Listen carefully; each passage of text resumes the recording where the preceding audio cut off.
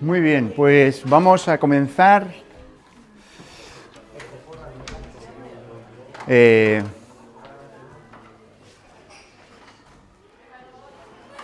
Hay algunas personas que todavía están acabando con los platos, así que supongo que se irán juntando a medida que vayamos comenzando.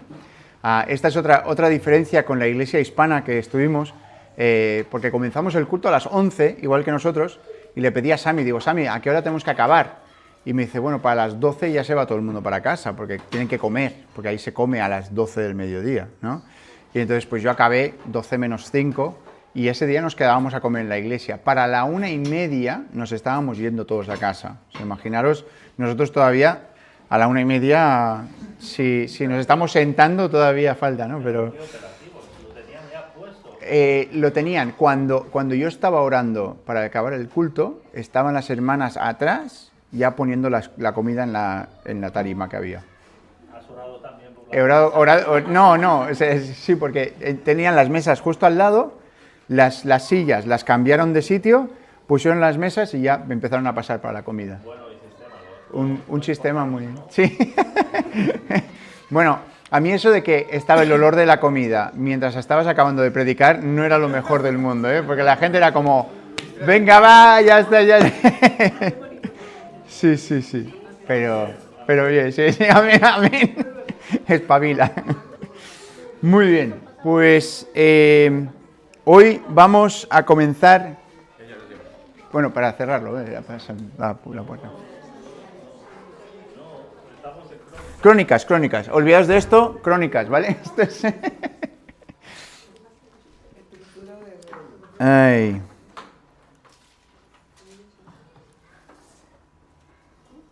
A ver.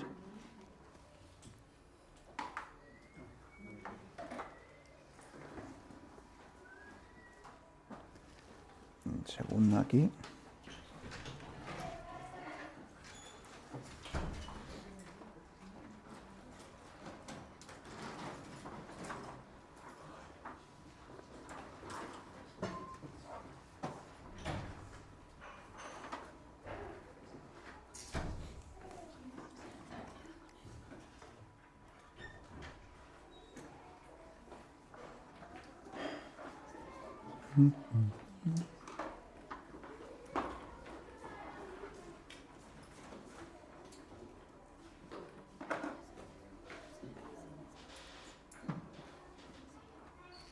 Bueno, no puedo cambiarlo, pero os lo podéis imaginar, ¿vale?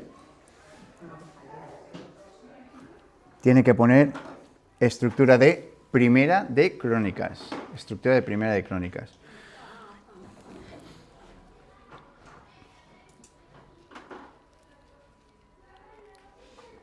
¿Sabéis por qué pasa esto, verdad? Porque cojo la diapositiva, el archivo, lo copio y entonces hago el nuevo. Sobre ese hago el nuevo. Entonces, esta vez se me olvidó de cambiar la diapositiva. Exacto, sí. Pero bueno, el resto sí que está... Exacto, sí, bueno, sí. Pero eso sería liarlo más todavía, así que sí. Bueno, pues vamos a orar y comenzamos con esta estructura de este día. Señor y Padre Celestial, te damos muchas gracias por tu palabra, gracias que podemos estudiarla y pues Señor, gracias que es a través de tu gracia y tu misericordia que podemos acercarnos en este día a ti. Y quiero pedirte, Señor, pues que tú nos ayudes ahora al estudiar este libro, que nos des de tu bendición también. En el nombre del Señor Jesús. Amén. Y también, por supuesto, agradecer al hermano Daniel que trajo la semana pasada para que hubiera esa continuidad en el AVE, así que espero que hayáis podido tomar buenas notas, porque hoy tendréis que hacer preguntas de lo suyo y lo de hoy, ¿vale? Así que aquí la mesa de adelante, no sé qué ha pasado aquí, estará un poco rezagada, quizás los que están dentro, pero bueno, Raquel después se une aquí para hacer las preguntas, así que... Bueno, no pasa nada, esta semana sí que estás. Muy bien, pues ¿quién escribió el libro de Primera y Segunda de Crónicas? Porque claro, cuando hablamos de Primera y Segunda en el Antiguo Testamento, estamos hablando de ¿qué? De un solo libro, ¿vale? Si estamos hablando de primera y segunda de Samuel, estamos hablando de Samuel. Primera y segunda de Reyes, Reyes. Primera y segunda de Crónicas, Crónicas, ¿vale?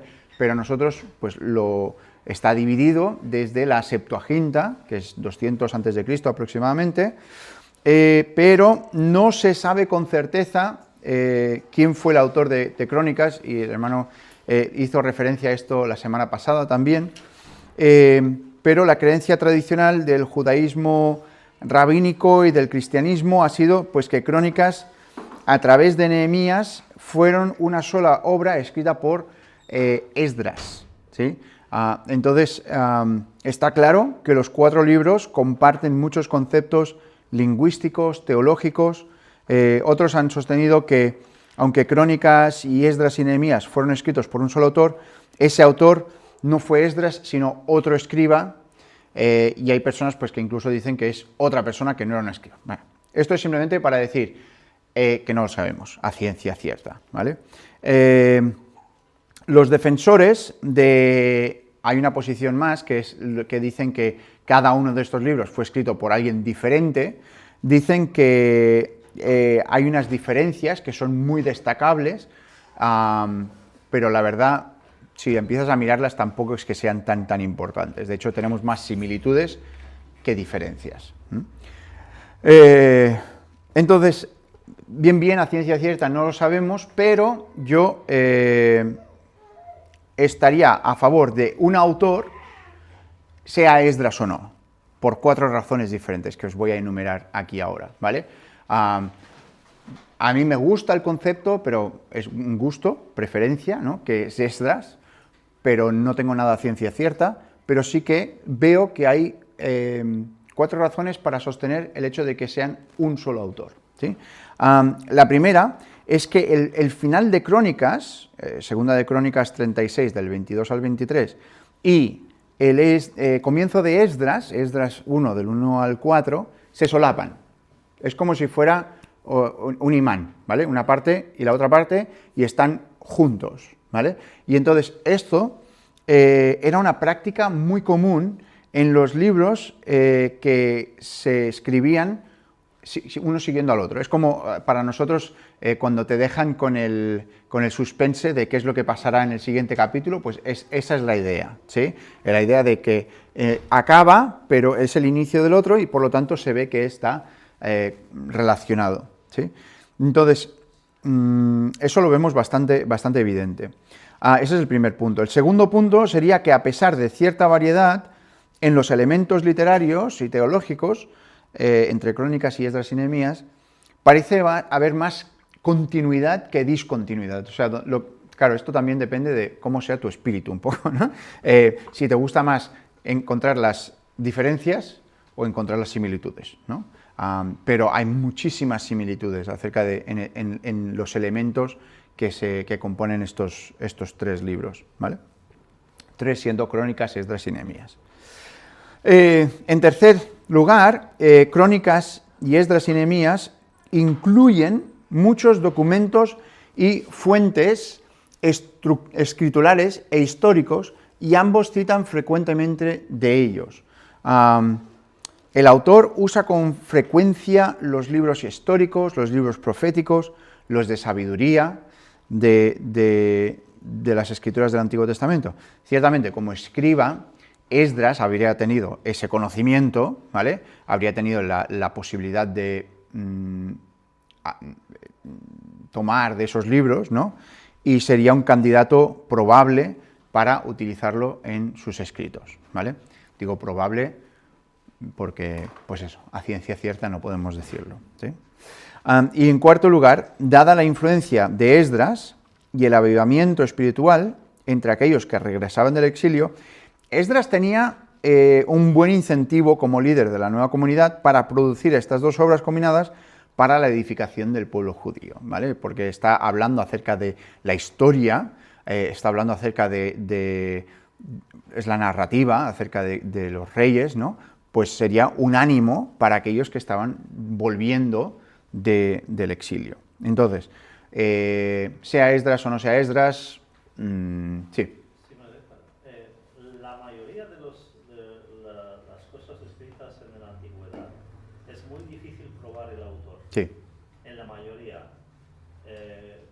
Homero ni siquiera sabemos si existió, se llegó a definir como un poeta griego ciego que no ha existido en realidad. O sea, no, es difícil comprobar la autoría. No es una cosa fuera de lo normal no tener a ciencia cierta el autor de un libro que ha sido escrito antes de Cristo. Y eso no nos debe quitar la confianza de que es palabra de Dios. ¿Sí? O sea, el hecho de no saber que es como Hebreos, ¿no? O sea, no nos hace dudar de si Hebreos es palabra de Dios o no, ¿no? Pues no, pues está en las Escrituras y Dios lo ha puesto allí con una razón de ser, pues vamos a aprender de ello, ¿vale? Pero sí, tienes completamente la razón, a menos que sea Salmo de David, ¿no? Es como, me pregunto quién le habrá escrito esto, ¿no? Pero Salmo de David escrito en tales circunstancias. Exacto, sí, bajo, sí. Eso sí. Entonces, pues como análisis final, no es posible tener certeza absoluta de quién escribió, ni la escritura, ni la razón nos permiten resolver esta tensión de manera concluyente, y en realidad, pues es lo que comenta el hermano Daniel, la importancia de estas obras no depende de identificar el autor humano, sino de lo que contienen y de lo que comunican acerca de Dios y de su propósito para nosotros como la humanidad redimida, ¿vale? Entonces, ahí lo dejamos, no hay que darle más vueltas, pero hay muchas personas que les gusta debatir, ¿no? Y es como al final, es como esas genealogías interminables que están en Primera de Crónicas, precisamente, genealogías interminables, pues no llegas a ningún fin, ¿sí? O sea, la idea es simplemente hablar por hablar, pues intentemos hablar de cosas que tengan un poco más de peso, ¿vale? Entonces, ¿qué contiene? ¿Qué es lo que nos mantiene la intensidad aquí? Bueno, primero vamos a hablar acerca de la fecha, de cuándo se escribió.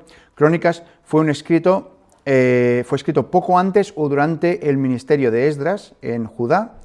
En el año 586 a.C., el ejército babilónico conquistó la tierra de Judá, envió a las tribus restantes. ¿Os acordáis que hubieron 2 exilios para los de Judá? ¿Vale?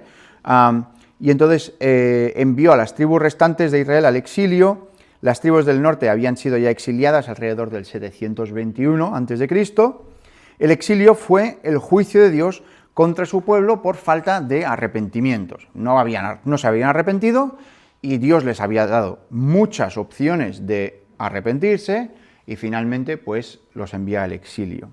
Dios envió muchos profetas como Jeremías o Ezequiel para condenar al pueblo por sus pecados, llamarlos al arrepentimiento. Teníamos Elías, Eliseo, o sea, continuamente Dios... ¿sabes? Isaías durante este... O sea, estaban allí y estaban continuamente predicando, estaban diciendo, arrepentíos, porque viene el juicio, arrepentíos. Y habían veces que se arrepentían, habían personas puntuales que se arrepentían, ¿no? Y uno de los que destacan así es uno que se limpió bien limpio. ¿Os acordáis de este, no? No era centurión, pero un general, ¿sí? Naamán, sí, sirio, y fue para ver, fue por una recomendación, ¿no? Podríamos decir que fue la primera persona que fue a hacer algo por un review, ¿no? Porque una niña de su palacio le dijo, este hombre hace cosas, hace milagros, y entonces él fue para que este hombre le sanara, ¿no? ¿Y os acordáis de la historia o no? Sí. Le recibió bien, ¿verdad? Fue primero al rey y el rey dijo, nos está buscando la guerra porque ¿quién soy yo para quitarle la guerra? Exacto, ¿quién soy yo para quitarle la guerra? Pero después cuando fue a la casa del profeta, ¿os acordáis qué pasó o no? Sí, el profeta le mandó. ¿Quién le abrió la puerta por eso? El sirviente.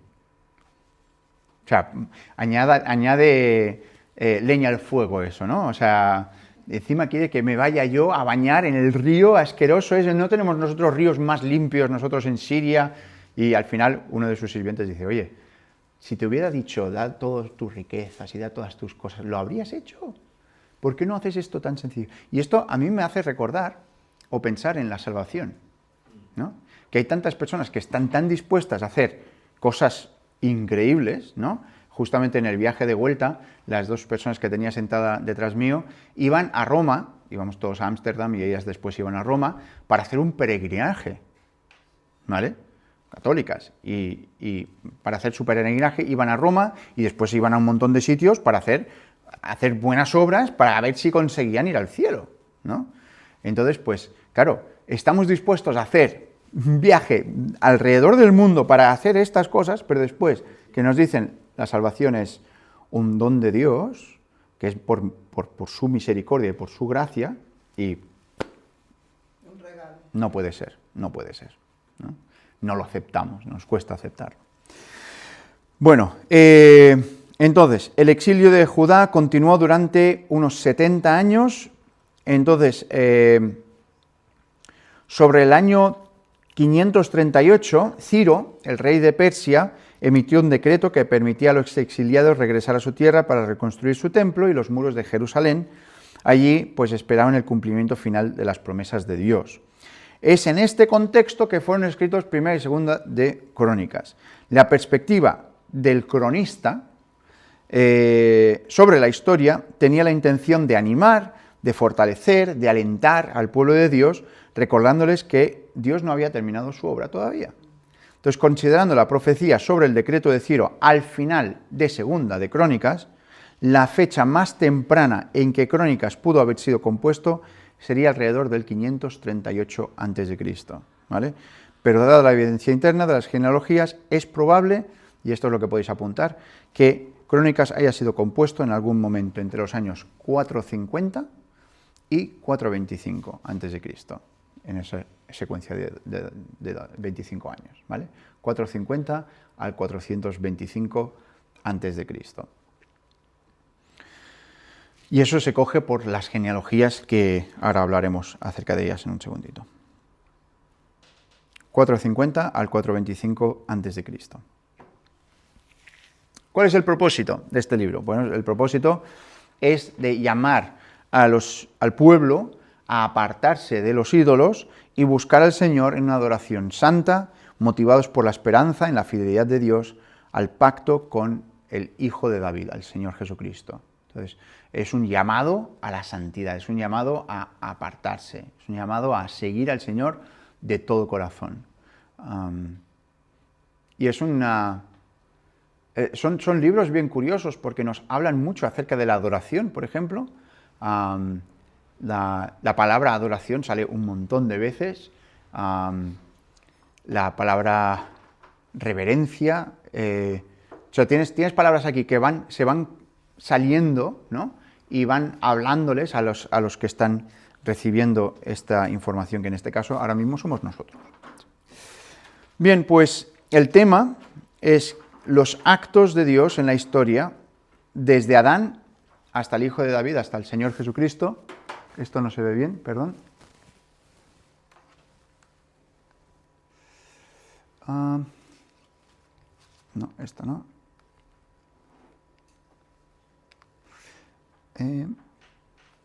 A ver si esto... Ahí. Y el otro, este de aquí. Venga. Un poco más chafado, pero no pasa nada, así se lee todo. Entonces son los actos de Dios en la historia desde Adán hasta el Hijo de David para construir un reino de verdadera adoración desde el corazón. Los libros de Primera y Segunda de Crónicas cubren mayormente la misma información que Reyes y Samuel. Tal vez la distinción más notable es que Primera y Segunda de Crónicas se enfocan mucho en el tiempo sacerdotal del periodo. El libro de Primera de Crónicas fue escrito después del exilio para ayudar a los que regresaban a Israel a entender cómo tenían que adorar a Dios. La historia se enfoca en el reino del sur, las tribus de Judá, ¿no? Benjamín y Leví. Estas tribus tendieron a ser más fieles a Dios, ya lo hemos visto esto, ¿no? Con los reyes que eran más fieles a Dios, pues se encontraban en las tribus del reino del sur, las tribus de Judá. Entonces, en tema de anticipaciones, ¿a qué me refiero con anticipaciones?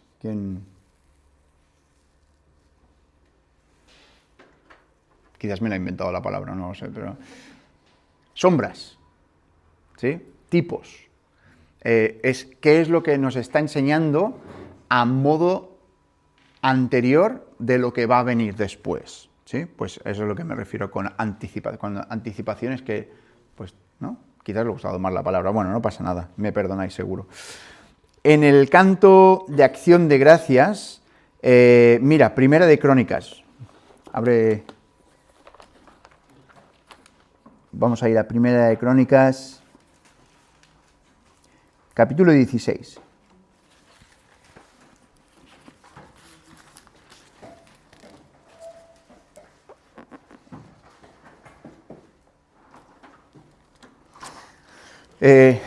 Esto sí que sabemos quién lo cantó, porque en el versículo 7 dice, entonces aquel día David comenzó a aclamar a Jehová por mano de Asaf y de sus hermanos, ¿vale? Entonces, ¿quién está cantando? David. David. ¿Y con quién? ¿Quién es su...? El equipo que le ayuda es Asaf y sus hermanos, ¿vale? Entonces, Asaf era un músico, ¿sí? Tocaba un montón de instrumentos. De hecho, si miras en los salmos, tienes algunos salmos de Asaf también, ¿sí? Pero mira el versículo 33, mira qué curioso lo que dice.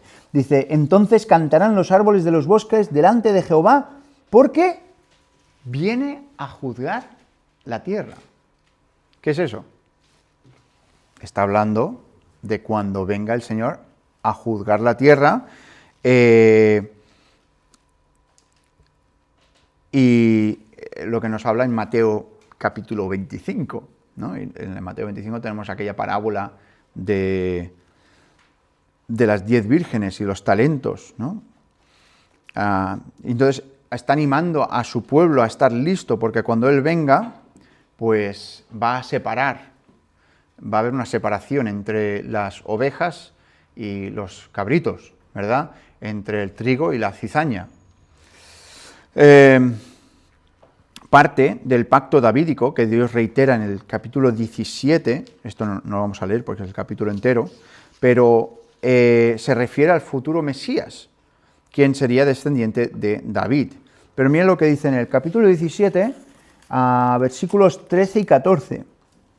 13 y 14 dice, yo le seré por padre y él me será por hijo, y no quitaré de él mi misericordia como la quité de aquel que fue antes de ti, sino que lo confirmaré en mi casa y en mi reino eternamente, y su trono será firme para siempre. ¿De qué? ¿De quién está hablando aquí? Está hablando del Señor Jesucristo. De hecho, no sé si tú tienes una Biblia con referencias cruzadas simplemente quiere decir que cuando encuentran un pasaje que señala a otro, esa es una referencia que van cruzándose, ¿vale? Por eso se llaman referencias cruzadas, ¿sí?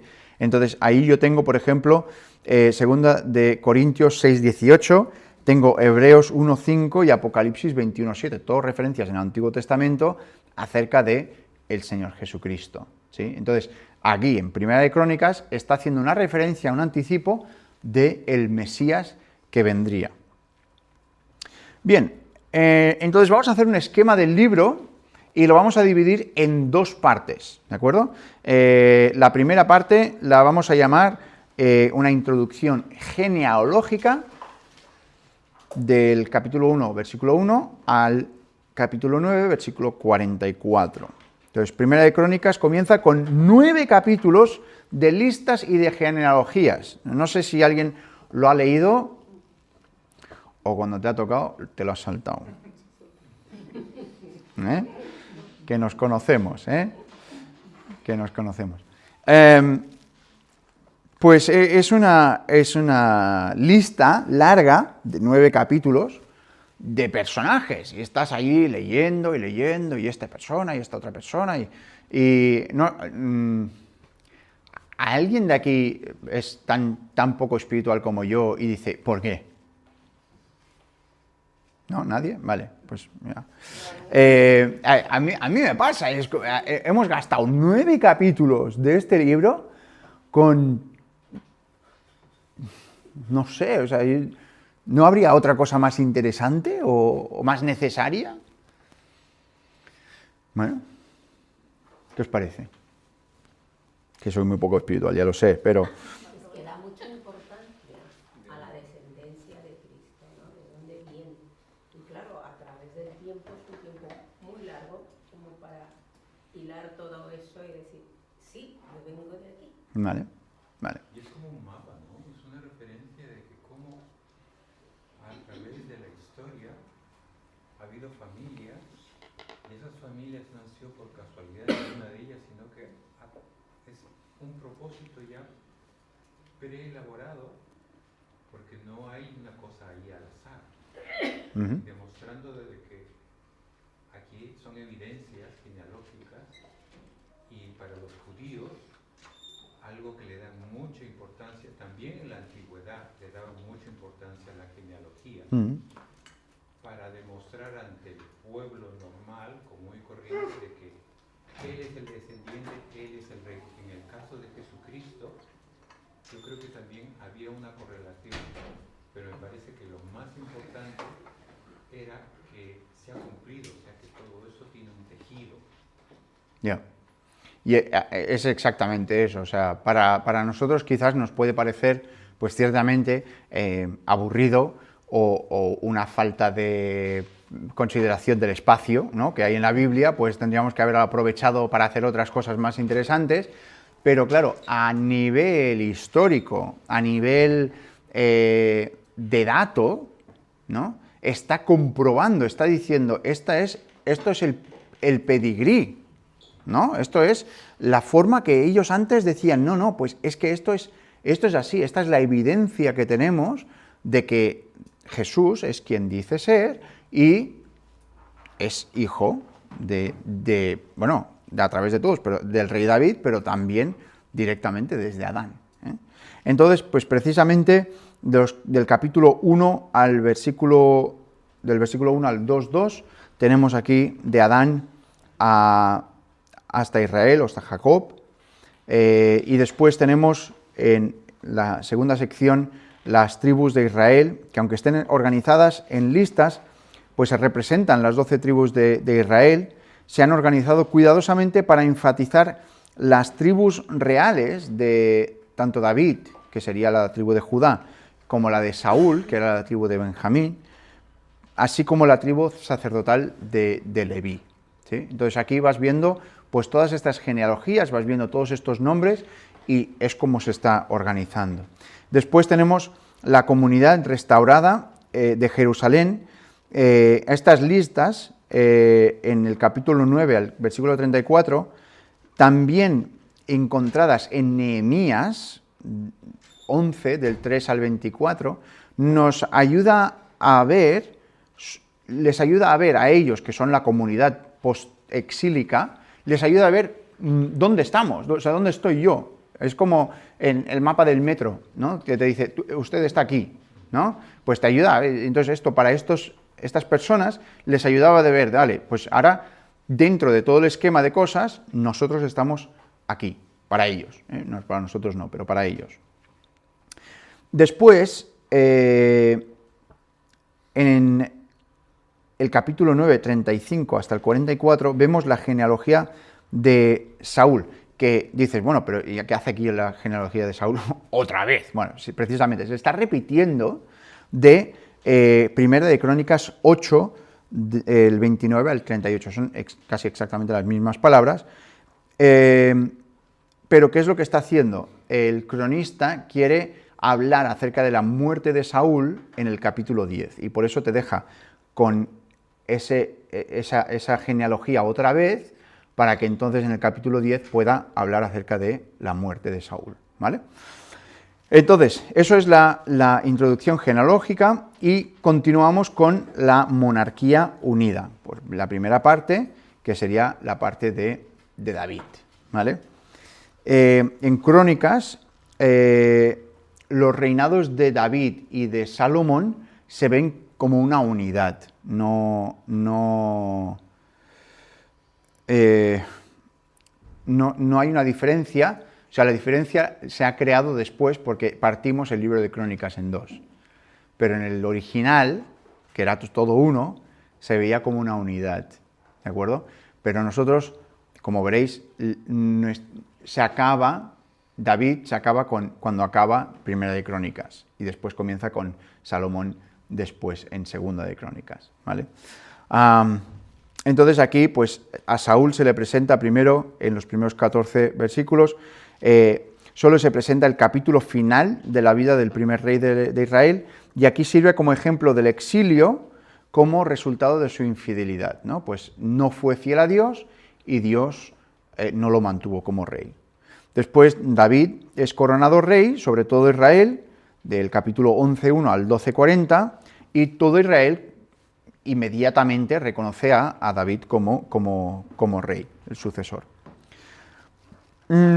Después tenemos un poco de historia acerca de cuando David trae el arca de Dios a Jerusalén, y el cronista se enfoca en su preocupación principal, que era el establecimiento de la adoración adecuada, ¿no? Cómo se tenía que adorar a Dios.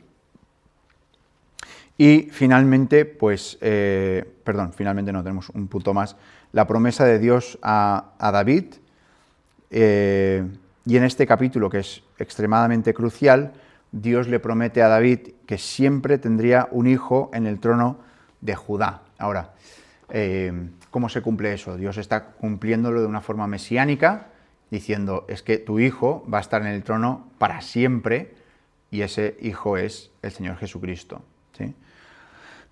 Después, del 18 hasta el 20, tenemos las guerras de David. Pues David está obteniendo victoria cuando confía en el Señor y adquiere riquezas para construir el templo, y David se prepara para construir el templo, que ya sabemos que David no pudo, Dios no le permitió construir el templo. Así que en ese segmento compartido con David y Salomón se presentan los preparativos de la construcción del templo. Los capítulos 21, 22, 28, 29, vemos a David que está allí preparándose, haciendo todos los planos y todo, para poder construir este templo. Así que eso es un poco el esquema de este libro. Y entonces, la aplicación práctica que podemos sacar, como os he dicho, a veces cuando ves genealogías puede ser muy seco, ¿no? Muy árido. Pero me gustaría enfocarlo de esta forma. El hecho de que Dios se tomara el tiempo para incluir los nombres de estas personas en un libro, aunque fuera en una genealogía, a mí me habla de un Dios que es cercano, de un Dios que se interesa por las personas, de un Dios que dice, pues mira, cada individuo es importante, y aunque pues no mencionemos todas las hazañas que ocurren, pero se mencionan, se dicen, aquí están, ¿no? En Mateo nos dice que Dios conoce el número de pelos en nuestra cabeza, ¿no? Con algunos Dios lo tiene más fácil que con otros, pero estaba en clase el otro día, anteayer, dando una charla, y una chica de 13 años tenía pintado el pelo azul. Y yo le dije, ¿por qué? Dice, pues porque estaba aburrida. Esto en inglés todo, ¿no? Y le digo, ¿y qué color piensas que me quedaría bien a mí? ¿Qué color me tendría que tener yo el pelo? Y un chaval de la segunda fila dice, ¿qué pelo? O sea que, sí, no sois solo vosotros.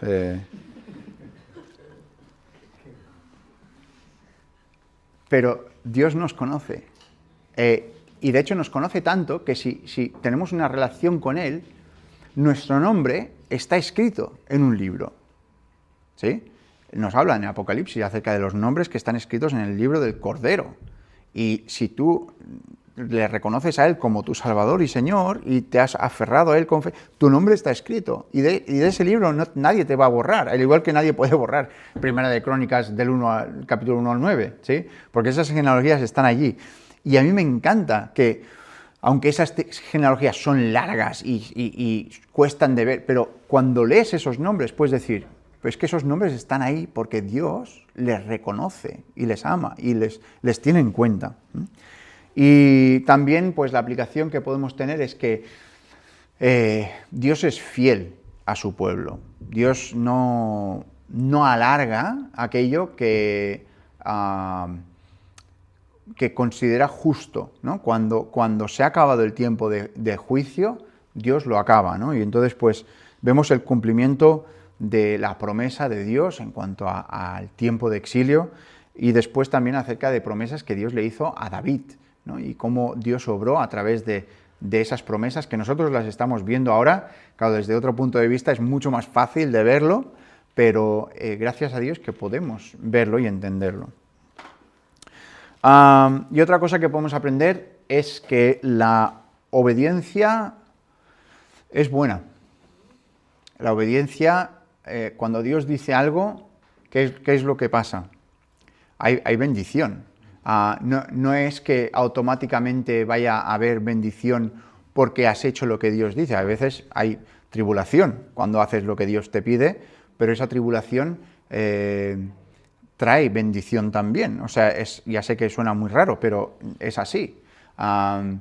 Y no vamos a obrar cosas buenas, ¿no? No queremos hacer cosas buenas para que Dios nos bendiga, ¿no? Si yo hago esto, Dios me va a dar mucho dinero, me va a dar tranquilidad, me va a dar un trabajo, me va a dar un novio. No, ¿sí?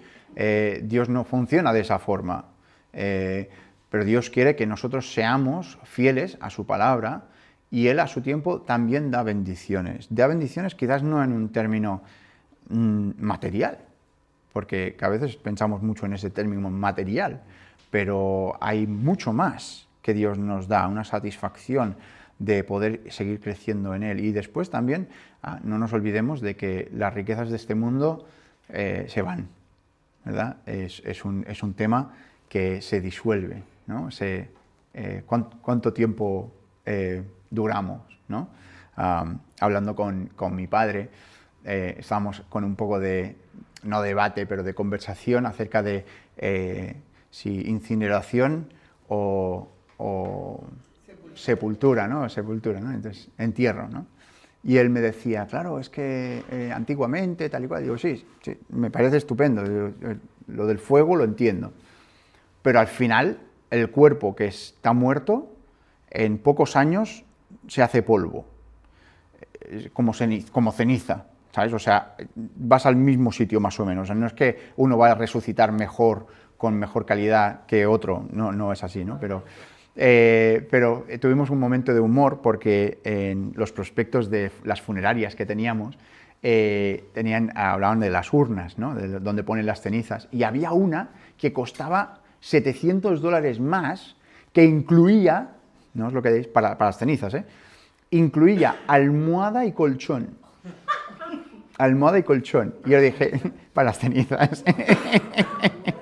Y tuvimos un buen momento de reírnos ahí un rato, pensando en la pobre persona que dijo, pues yo quiero almohada y colchón para las cenizas.